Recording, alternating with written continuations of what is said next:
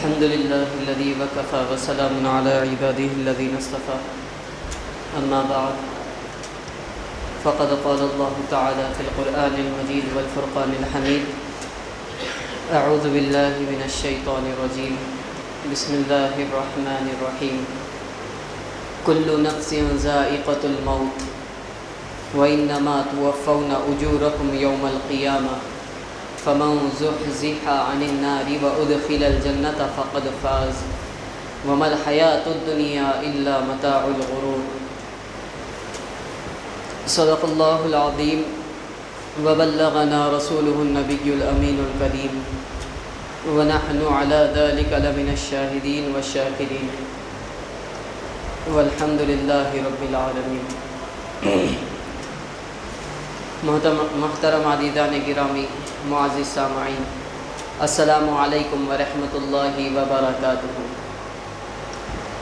قبل اس کے کہ ہم ہمارے موضوع پر روشنی ڈالیں، ایک مرتبہ یہ بہت ضروری ہے کہ میں اور آپ مل کر آقا انعامدار،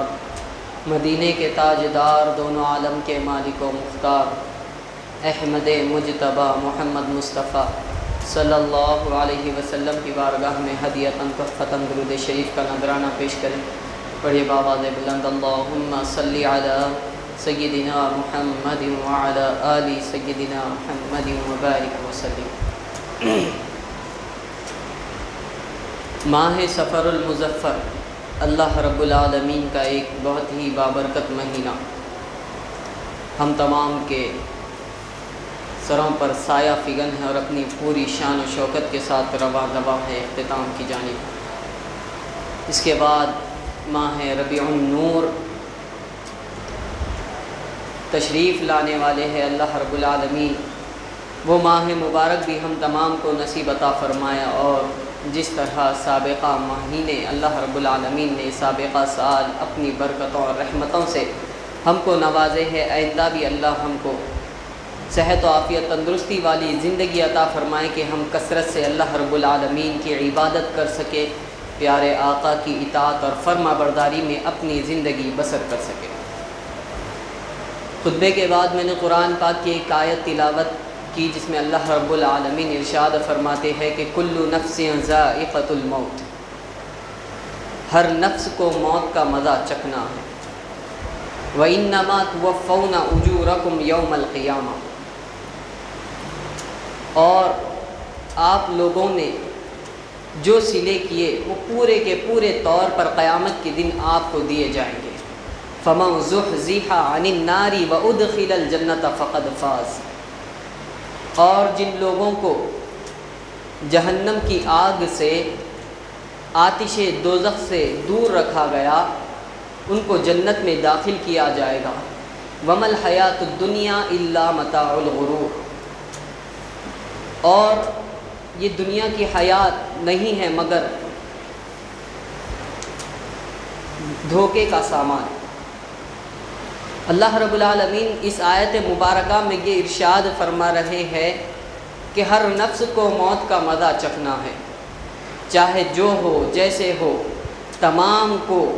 اس دنیا سے اللہ رب العالمین کی طرف لوٹ کر جانا ہے۔ پروردگار عالم مالک حقیقی انہوں نے ہماری تخلیق فرمائی، ہم کو یہ دنیا میں بھیجا، پھر انہی کے حکم سے، انہی کی مرضی سے، اللہ رب العالمین کے حکم اور مرضی سے ہم کو اس دنیا کی اپنا مقررہ مدت پا لینے کے بعد اللہ رب العالمین کی طرف لوٹ کے جانا ہے۔ کوئی ایسا شخص نہیں کہ جو ہمیشہ ہمیشہ اس دنیا میں باقی رہے گا، بس باقی رہے گی تو وَيَبْقَى وَجْهُ رَبِّكَ ذُو الْجَلَالِ وَالْإِكْرَامِ، ایک واحد اللہ رب العالمین کی ذات باقی رہنے والی ہے۔ باقی ہر شے کو فنا ہونا ہے، ختم ہونا ہے۔ ہم کو اس دنیا سے اپنا مقررہ وقت مکمل کر کے اللہ رب العالمین کی طرف لوٹ کر جانا ہے۔ پھر فرماتے ہیں اللہ رب العالمین وَإِنَّمَا تُوَفَّوْنَ أُجُورَكُمْ يَوْمَ الْقِيَامَةِ، اور آپ نے جو جو اس دنیا میں کیے وہ تمام تر آپ کی کرنی، جو ہم اچھی بری، بھلائی برائی، اچھائی برائی جو کچھ کریں گے اس دنیا میں، اللہ رب العالمین وہ تمام ہم کو قیامت کے دن لوٹا دیں گے۔ اور اس دنیا میں اللہ رب العالمین نے جس کو توفیق دی، جس نے گناہوں سے اپنے آپ کو بچائے رکھا اور نیک اعمال کیے، قیامت کے دن اس صلے کے حساب میں ان کے اعمال دیے جائیں گے، اور اللہ کی توفیق سے جو گناہوں سے بچے رہے اور نیک اعمال کرے، ایسے افراد کو اللہ رب العالمین جنت میں داخل فرمائیں گے۔ پھر فرماتے ہیں وَمَا الْحَيَاةُ الدُّنْيَا إِلَّا مَتَاعُ الْغُرُورِ، یہ دنیا نہیں ہے مگر دھوکے کا سامان۔ یہ حیات دنیا، ہماری دنیاوی زندگی، اگر ہم اس کو ہمیشہ ہمیشہ باقی رہنے والی سمجھیں گے، اور اس زندگی میں جو کہ ہم حکم الہی سے اللہ رب العالمین کی اس دنیا میں آئے ہوئے ہیں، اللہ نے ہم کو تخلیق کیے ہے، اللہ کے احکامات کی نافرمانی کریں گے، اللہ رب العالمین کے حکموں کو نہیں مانیں گے، مالک حقیقی کا احترام نہیں کریں گے، اللہ رب العالمین کے حکموں پر عمل نہیں کریں گے، تو پھر اللہ رب العالمین فرماتے ہیں کہ وہ اپنی زندگی اس دنیا میں اس نے سوائے دھوکے کے کچھ نہیں پایا۔ یہ دنیا تو ہمارے لیے اچھے اعمال جمع کرنے کا ایک پلیٹ فارم ہے، یہاں پر اللہ رب العالمین نے ہم کو نیک اعمال کرنے کے لیے بھیجے ہیں کہ اللہ کی عبادت کرنے، اللہ کے رسولوں پر ایمان لانے، اللہ کی کتابوں پر ایمان لانے، اللہ کے فرشتوں کو ماننے کہ جن چیزوں کو ہم نہیں دیکھ سکتے مگر وہ ہے، ان باتوں پر ہمارا ایمان ہونا، تب جا کے جب ہم کامل ایمان ہوں گے تو اللہ رب العالمین اس دنیا کے بعد جب قیامت کا دن برپا کریں گے، ہمارے اعمال ہمارے سامنے رکھے جائیں گے۔ جو لوگ گناہوں سے بچے ہوں گے اور جنہوں نے نیک اعمال کی ہوگی، اللہ اور اس کے رسول کے احکامات کو مانے ہوں گے، ان کو اللہ رب العالمین جہنم سے بچا کر جنت میں داخل فرمائیں گے، اور جنہوں نے اس کے برعکس کام کیا، نظام الہی میں تبدیلی کی، اللہ کے احکامات کو نہیں مانے، تو پھر ان کا ٹھکانہ یقیناً دوزخ ہی ہوگا۔ پس یہ دنیا اللہ رب العالمین کی جو ہم یہاں پر جیتے ہیں، رہتے ہیں، بستے ہیں، یہ ایک دھوکے کا سامان ہے۔ یہاں پر کوئی یہ نہیں کہہ سکتا کہ ہم ہمیشہ ہمیشہ یہاں رہنے والے ہیں، بلکہ جب ہمارا وقت مقرر مکمل ہو جائے گا، ہم کو یہاں سے جانا ہے، پھر ہم چاہے وقت کے بادشاہ کیوں نہ ہو، پھر ہم چاہے فقیر کیوں نہ ہو، پھر ہم چاہے ظالم کیوں نہ ہو، پھر ہم چاہے عادل کیوں نہ ہو، عالم ہو جاہل ہو جیسے ہو، ہر ایک شخص کو موت کا مزہ چکھنا ہے اور یہ دنیا چھوڑ کر اللہ رب العالمین کی طرف لوٹ کر جانا ہے، کہ یہ دنیا دھوکے کا سامان ہے۔ یہاں پر اللہ رب العالمین نے ہم کو اللہ کے احکامات کو ماننے کے لیے بھیجا ہے، اور جب بندہ اپنے مالک حقیقی کے راستے کو چھوڑ کر، اللہ اور اس کے احکامات کے راستے کو چھوڑ کر خود سے زندگی گزارنا شروع کر دیتا ہے، جو نظام الہی میں تبدیلیاں پیدا کرتا رہتا ہے، تو اللہ رب العالمین اس کا ٹھکانہ جہنم بنا دے گے۔ مثال کے طور پر یہ دن ہے، اور اگر ہم اس دن کو کہیں کہ یہ رات ہے، اور جو دن کی ہماری ایکٹیویٹیز ہے، جو ہمارے معاملات ہیں، ہم اس کو رات میں کریں، اور جو رات ہے اللہ رب العالمین نے جسے رات بنایا ہے انسان کے آرام کے لیے، سونے کے لیے، یا پھر اللہ کی عبادات میں کچھ رات کا حصہ مصروف کرنے کے لیے، تو ہم اس رات کے حصے میں دن کے کام کریں گے، اور دن کے وقت رات کے معاملات پیش کریں گے، تو یہ نظام میں تبدیلی ہے۔ اور جب اللہ کے نظام میں ہم تبدیلی کریں گے تو ہم کو اللہ کی رحمت نہیں بلکہ اللہ کا غضب حاصل ہوگا، سوائے اللہ کے عذاب کے ہم کچھ حاصل نہیں کر سکیں گے۔ یہی معاملہ ہم روز بروز دنیاوی معاملات میں دیکھتے ہیں کہ جہاں پر اللہ کے نظام میں تبدیلی ہوتی ہے وہاں پر اللہ کا عذاب نازل ہوتا ہے کسی نہ کسی طرح۔ ایک بات ہم دیکھ رہے ہیں، آئے دن سوشل میڈیا پہ یہ باتیں چلتے رہتی ہے، وائرل ہوتے رہتی ہے کہ عورتوں کے ساتھ کیا معاملات ہو رہے ہیں، ان پر کیسے ظلم اور زیادتیاں ہو رہی ہے، ان کی عصمت ریزی کی جا رہی ہے، ان کو قتل کیا جا رہا ہے، مارا جا رہا ہے، پھر ان کا کاسٹ چاہے جو بھی ہو، وہ جس بھی ریلیجن سے تعلق رکھتی ہو، بس گھر سے باہر نکلنے کا کام اللہ رب العالمین نے مرد کے سپرد کیا ہے، اور عورت کو اپنے گھر کی زینت بنائے ہے۔ وہ تعلیم حاصل کرے، تعلیم میں کوئی روک نہیں ہے، پھر وہ کام کرے جہاں پر شریعت اور دین محمدی کو سامنے رکھتے ہوئے کام کیا جاتا ہے۔ جہاں پر ہم اللہ کے نظام میں چوک رہے ہیں وہاں پر اللہ رب العالمین ہم پر عذاب کو مسلط کر رہے ہیں۔ گھر سے باہر نکلنا ایک مرد کا کام ہے، وہ گھر سے باہر نکلے، کمائے، کام کرے، کاج کرے، اپنے گھر کو بہتر بنائے، اپنے گھر میں اپنی عورت کو جو ہے نا لا کر وہ زندگی کے بسر کرنے کے تمام چیزیں اس کو فراہم کرے، پھر عورت کا کام کہ وہ اپنے گھر کو روشن کرے، گھر میں رحمتیں داخل کرے، اپنے بچوں کی تعلیم اور تربیت پر توجہ کرے، یہ تمام معاملات ایک عورت کی ذمہ دار ہے۔ عورت اپنے گھر کی مالکین ہوتی ہے، اور مرد گھر کے باہر نکل کر کام کرنے والا، جو باہر جائے کام کرے اور گھر کو جو ہے نا بہتر کرنے کی کوشش کرے، اپنے معاملات کو، اپنے معاشی معاملات کو، اپنے تعلیمی معاملات کو، یہ تمام تر مرد کی ذمہ داری ہے۔ اور عورت گھر میں رہ کر اپنے بچوں کی دیکھ بھال کرے، گھر کی زینت کو بڑھائے،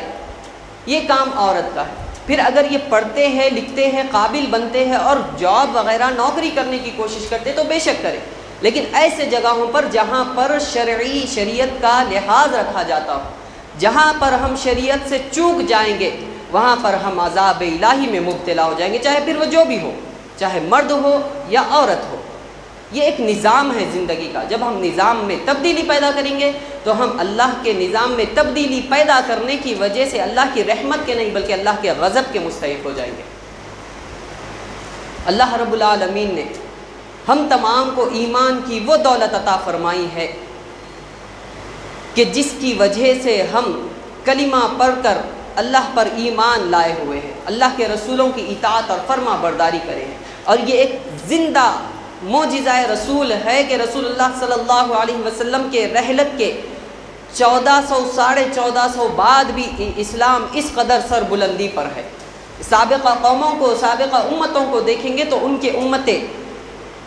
ان کے نبیوں کے زمانے میں بھی ان پر ایمان نہیں لائے، اور جو ایمان لائے تھے نبیوں کے رحلت فرما جانے کے بعد پھر سے مرتد ہو گئے، پھر اللہ نے ان پر عذاب نازل کیا۔ لیکن یہ کوششیں اور کاوشیں ہے اور تبلیغ دین محمدی ہے کہ رسول اللہ صلی اللہ علیہ وسلم نے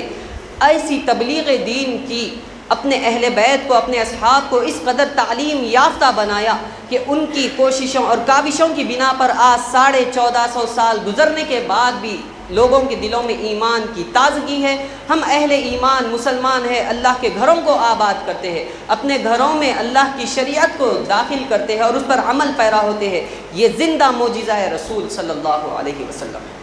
صحابہ کرام کا دور خلافت تھا، ویسے معاملات اسلامی طرز اپنی دارالحکومت میں پیدا کیے، تو اس بادشاہ کے بارے میں ایک بزرگ سے پوچھا گیا کہ کیا وہ صحابی رسول سے بڑھ کر ہے؟ تو انہوں نے کہا کہ جو اصحاب رسول اکرم صلی اللہ علیہ وسلم کے ساتھ جنگوں میں شریک ہوتے تھے، آقا کریم کی سواری آگے ہوتی تھی، وہ اپنے گھوڑوں پر آقا کے پیچھے پیچھے اطاعت گزاری میں چلتے تھے، تو جب ان کے گھوڑے دوڑتے تھے اور ان کے گھوڑے دوڑنے کی وجہ سے زمین سے جو دھول اگتی تھی، وہ دھول اٹھ کر جو لوگوں کی ناک میں جاتی تھی، اس دھول کے برابر بھی یہ شخص نہیں ہے۔ صحابہ کرام کا وہ مقام اور وہ منصب ہے، یہ مقام اور مرتبہ اصحاب رسول کا ہے، تو پھر اندازہ کیجئے کہ جو اہل بیت رسول ہے ان کا کیا مقام اور مرتبہ ہوگا۔ جب نبی کے در والوں کا یہ حال ہے کہ ان کے گھوڑوں سے اٹھتی ہوئی دھول کے برابر آج کا مسلمان نہیں ہو سکتا، آج کے ایمان والے چاہے وہ کیسے ہی قطب اور اقطاب ولی کیوں نہ ہو، ان کے گھوڑوں کی اٹھتی ہوئی دھول کے برابر نہیں ہو سکتے۔ یہ مقام نبی کے در والوں کا ہے، تو جو نبی کے گھر والے ہیں ان کا کیا مقام اور مرتبہ ہوگا۔ سرکار سیدنا ابو بکر صدیق رضی اللہ تعالی عنہ نے رسول اکرم صلی اللہ علیہ وسلم کے رحلت کے بعد خلافت کی باغ دور سنبھالی۔ دور خلافت صدیق اکبر میں حضرت مولائے کائنات علی مرتضی مشکل کشا رضی اللہ تعالی عنہ و صدیق اکبر رضی اللہ تعالی عنہ نماز عصر ادا کر کے مسجد نبوی سے باہر نکلے کہ راستے میں کم سنی کی عمر میں سرکار سیدنا امام حسن علیہ السلام نظر آئے، تو صدیق اکبر رضی اللہ تعالی عنہ وقت کے خلیفہ ہے، خلیفۃ الرسول ہے، خلیفہ اول ہے، مولا امام حسن کو اپنے کاندھوں پر بٹھا لیے اور فرمانے لگے کہ اے علی، حسن بالکل رسول اکرم صلی اللہ علیہ وسلم کے مشابہ ہے، یہ تمہارے مشابہ بالکل نہیں ہے، یہ بالکل مولا حسن بالکل سرکار دو جہاں صلی اللہ علیہ وسلم کی شباہت رکھتے ہیں، علی تمہاری شباہت نہیں رکھتے۔ جب محرم الحرام کا مہینہ آتا ہے تو ہم ذکر حسین کرتے ہیں علیہ السلام، ذکر حسین، پھر امام عالی مقام سیدنا امام حسین کا وہ مقام اور مرتبہ ہے کہ آپ سید الشہداء ہوئے، میدان کربلا میں جنہوں نے اسلام کی بقا کے لیے اپنے کنبے کو قربان کر دیے، جنہوں نے اپنا سر راہ خدا میں پیش کیا، پھر اس کے بعد بھی آپ کے جسم میں اطہر کے ساتھ کیسی بدسلوکی کی گئی، آپ کے سر مبارک کے ساتھ کیسی بدتمیزی کی گئی، اس کے باوجود بھی اس یزید زندہ رہ کر بھی مردہ ہو گیا، لیکن امام عالی مقام کا ڈنکا صبح قیامت تک بجتا رہے گا، آپ زندہ باد تھے، زندہ باد ہے اور زندہ باد رہیں گے۔ یہ مقام امام حسین علیہ السلام کا ہے، جو کہ مرید ہے امام حسن کے، امام حسن مجتبی جو سرکار دو عالم صلی اللہ علیہ وسلم کے پہلے صبت رسول ہے، پہلے نواسہ رسول ہے، بی بی فاطمہ کے بڑے فرزند ہے، مولا علی کے بڑے فرزند ہے،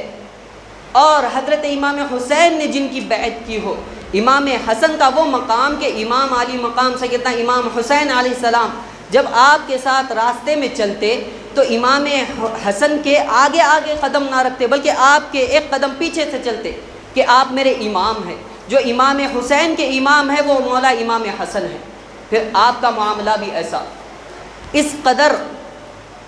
یہ ایک تلخ حقیقت ہے کہ امت محمدی نے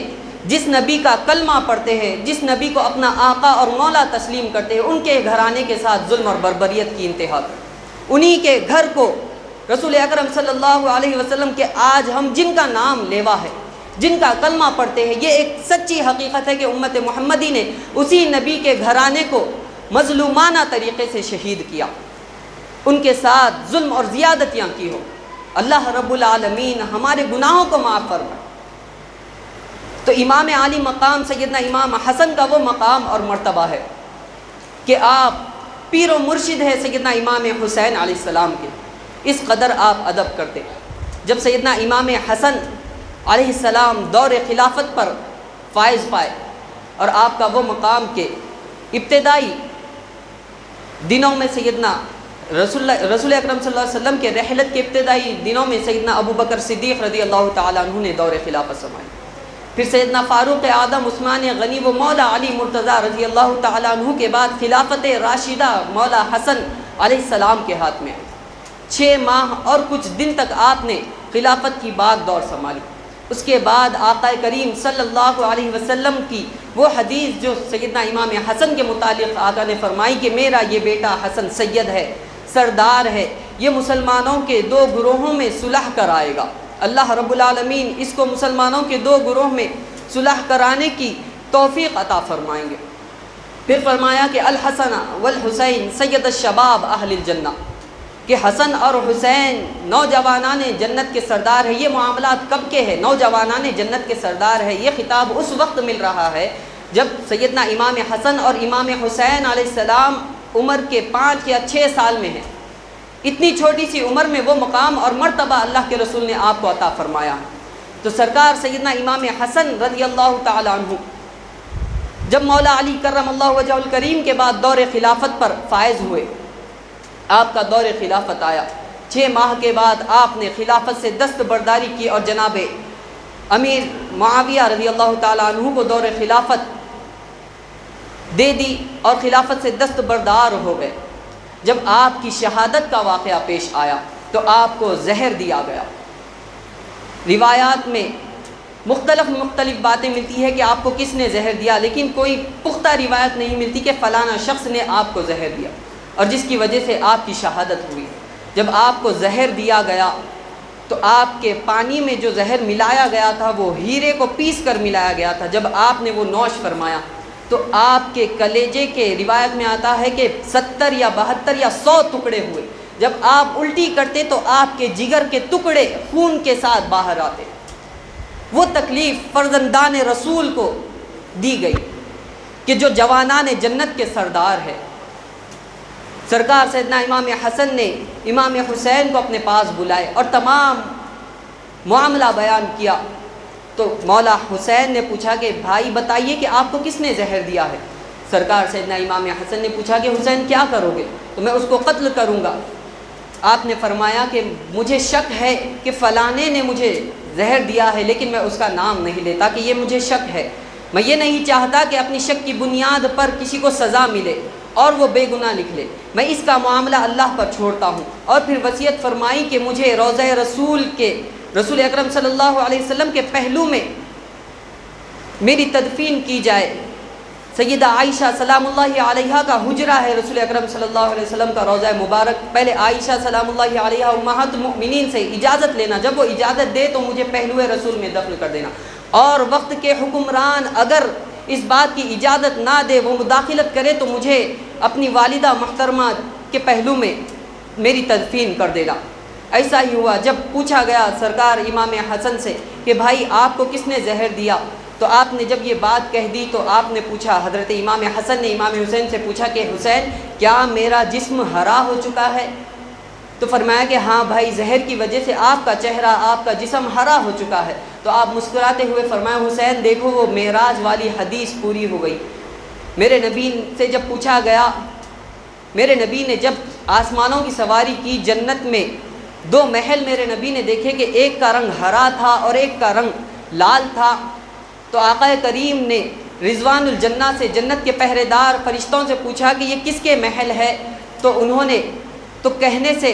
اعتراض کیا، وہ رونے لگے، جبکہ جنت میں کوئی روتا نہیں، لیکن شہادت امام حسن اور امام حسین کو سوچ کر رضوان جنہ کی فرشتے جو جنت کے پہرے دار ہیں، ان کی آنکھ سے آنسو آنے لگے۔ تو حضرت جبرائیل علیہ السلام آئے اور عرض کرنے لگے یا رسول اللہ، یہ جو ہرا محل ہے یہ آپ کے نواسے سیدنا امام حسن کا ہے، اور یہ جو لال ہے یہ امام حسین کا محل ہے، یہ رنگ میں تبدیلی کیوں؟ آقا کریم نے جب پوچھا تو انہوں نے فرمایا، حضرت جبرائیل علیہ السلام نے عرض کی کہ یا رسول اللہ، امام حسن کو زہر دیا جائے گا جس کی وجہ سے وہ شہادت ان کی ہو جائے گی، اور ان کے لیے یہ ہرا محل ہے، اور امام حسین کو شہید کیا جائے گا جس کی وجہ سے یہ لال محل ان کے لیے ہے کہ جن کو میدان کربلا میں حالت جنگ میں شہید کیا جائے گا۔ سرکار سیدنا امام حسن کا وہ معاملہ ہے کہ سفر المظفر کی 28 تاریخ کو آپ کی شہادت ہوئی، اور ایک روایت کے مطابق ماہ ربیع الاول میں۔ یہ دونوں روایتوں میں اختلاف ہے۔ بہرحال جب ہم محرم الحرام میں سرکار سیدنا امام حسین کا ذکر کرتے ہیں، وہیں پر جب بھی ہم کو موقع ملتا ہے تو ہم مولا حسن علیہ السلام کے بارے میں بھی بیان کرتے رہتے ہیں کہ ہم کو اہل بیت اطہار کا کیا مقام ہے اور مرتبہ ہے وہ پتہ چلے۔ جب دور خلافت سرکار سیدنا عمر فاروق آیا، تب بھی اہل بیت اطہار اور بالخصوص سیدنا امام حسن اور امام حسین علیہ السلام کو بہت اہمیت اور بہت عزت دی جاتی، کہ جو عمر فاروق رضی اللہ تعالیٰ عنہ کے کارنامے کے آپ نے اہل بیت اطہار اور انصار اور مہاجرین کے لیے جو سالانہ وظیفے مقرر کیے، اس میں سرکار سیدنا امام حسن اور امام حسین علیہ السلام کے لیے بدری اصحاب رسول کو جتنا معاوضہ سالانہ دیا جاتا تھا وہ عطا کیا گیا۔ یہ محبت فاروق اعظم کی امام حسن و حسین علیہ السلام سے۔ پھر جب دور سرکار عثمان غنی رضی اللہ تعالیٰ عنہ آیا، اس دور میں بھی حسنین کریمین اپنے عمر کی جوانی کو پہنچ چکے تھے۔ جب جہاد فی سبیل اللہ کے لیے جانا ہوتا تو سرکار سیدنا امام حسن بھی پیش رہتے، اور جب بلوائیوں نے حضرت عثمان غنی رضی اللہ تعالیٰ عنہ کی دور خلافت کے خلاف آوازیں بلند کی اور مدینہ طیبہ کا محاصرہ کر لیا، اس وقت سرکار سیدنا امام حسن اور امام حسین علیہ السلام آپ کی حفاظت میں آپ کے گھر کے محاصرے کے لیے کھڑے رہے، اور یہاں تک کہ جب بلوائی زبردستی کر کے عثمان غنی رضی اللہ تعالیٰ عنہ کو شہید کرنے کے لیے بڑھ گئے، اور جب جھڑپ ہوئی آپسی، اس میں زخمی بھی سیدنا عثمان غنی کے لیے حسنین کریمین ہوئے۔ پھر مولا علی کرم اللہ وجہہ الکریم کا جب دور خلافت آیا، لوگ جب حضرت عثمان غنی کے بعد مولا علی کی بیعت کرنے کے لیے جمع ہوئے، تو حضرت امام حسن اپنی عمر کے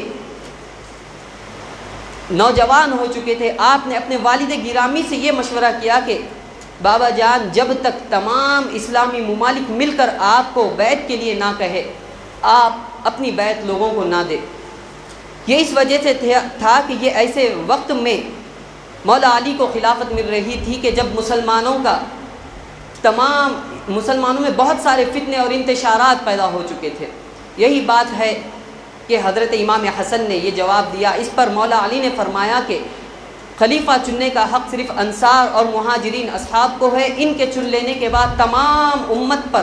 واجب ہے کہ وہ خلیفہ وقت کی اطاعت اور فرما برداری کرے۔ محترم عزیزان گرامی، ہم کو چاہیے کہ اپنی زندگی ایمان کامل پر بسر کرے۔ یہ نہیں کہ ہم کلمہ پڑھ چکے، مسلمان کہلائے اور اب نمازیں پڑھ رہے ہیں، روزے رکھ رہے ہیں، لیکن اہل بیت اطہار و اصحاب رسول کی تعظیم و تکریم اور محبت کے بغیر نہ ہماری نمازیں مکمل قابل قبولیت ہے، نہ ہمارے روزے، نہ ہمارے حج، نہ ہمارے زکوٰۃ